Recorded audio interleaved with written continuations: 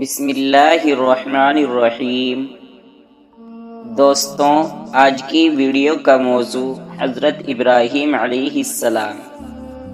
پیارے عزیز دوستوں، آج کی ویڈیو میں ہم آپ کو آب زمزم کے بارے میں اور حضرت ابراہیم علیہ السلام کی قربانی کے بارے میں اور خانہ کعبہ کے بارے میں بتائیں گے۔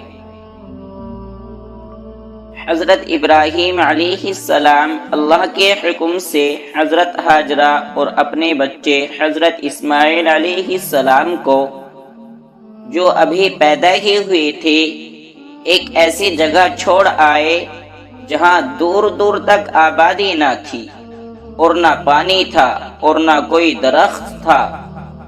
حضرت ہاجرہ نے حضرت اسماعیل علیہ السلام کو ایک پتھر کے سائے میں لٹایا اور خود پانی کی تلاش میں ادھر ادھر دوڑی، لیکن پانی نہ ملا۔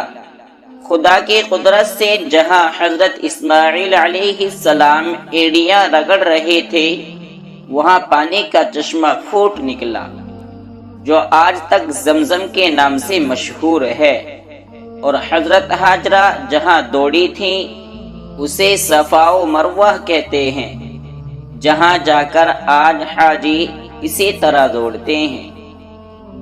حضرت ابراہیم علیہ السلام اور قربانی۔ حضرت اسماعیل علیہ السلام کچھ بڑے ہوئے تو حضرت ابراہیم علیہ السلام کو اللہ کی طرف سے یہ حکم ہوا کہ اپنے بیٹے اسماعیل کو میری راہ میں قربان کر دو۔ چنانچہ آپ نے حضرت اسماعیل علیہ السلام کو یہ بات بتائی۔ حضرت اسماعیل علیہ السلام نے کہا کہ ابا جان، اللہ تعالیٰ آپ کو جو حکم دے رہا ہے اس کو ضرور پورا کیجیے، آپ انشاءاللہ مجھے ثابت قدم پائیں گے۔ چنانچہ حضرت ابراہیم علیہ السلام اپنے بیٹے حضرت اسماعیل علیہ السلام کو ذبح کرنے کے لیے لے کر چلے اور جنگل میں لے جا کر ان کو الٹا لٹا دیا اور اپنی آنکھوں پر پٹی باندھ لی کہ کہیں بیٹے کی محبت اللہ کے حکم کو پورا کرنے سے نہ روکے، اور گلے پر چھری چلا دی۔ اسی وقت آواز آئی کہ اے ابراہیم، تو نے ہمارے حکم کو سچا کر دکھایا۔ اور جب حضرت ابراہیم علیہ السلام نے آنکھوں سے پٹی کھولی تو حضرت اسماعیل علیہ السلام کی بجائے ایک دمبا ذبح کیا ہوا پڑا تھا۔ اسی واقعے کی یاد میں مسلمان ہر سال قربانیاں کرتے ہیں۔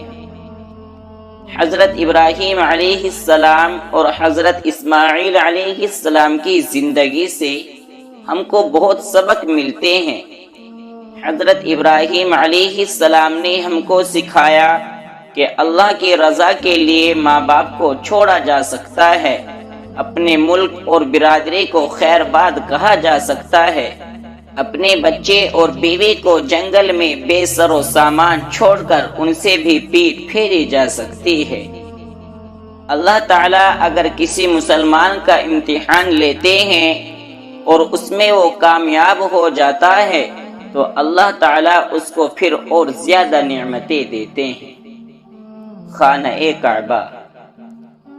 جب حضرت اسماعیل علیہ السلام جوان ہوئے تو حضرت ابراہیم علیہ السلام اور حضرت اسماعیل علیہ السلام نے مل کر خانہ کعبہ کو دوبارہ تعمیر کرنا شروع کیا۔ اور جب حضرت ابراہیم علیہ السلام نے اللہ تعالی سے دعا کی کہ اے میرے رب، اس شہر کو لوگوں کے لیے امن کی جگہ بنا دے، مجھے اور میری اولاد کو بتوں کی پوجا سے بچائے رکھ۔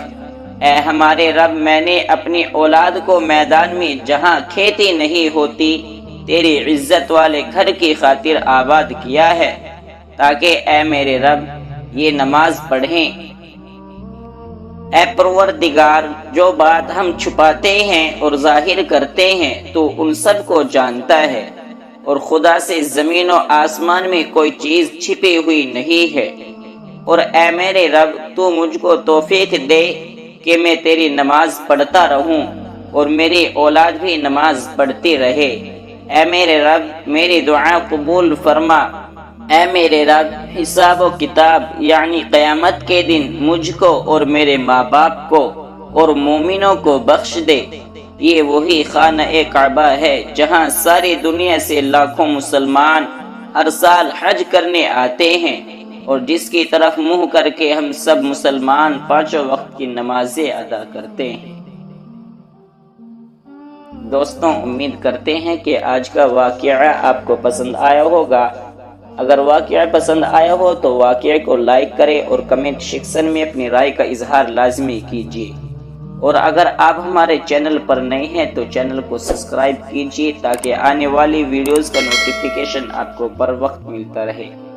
اسی کے ساتھ اگلے ویڈیو تک دے اجازت، تب تک کے لیے فی امان اللہ وما علینا الا البلاغ۔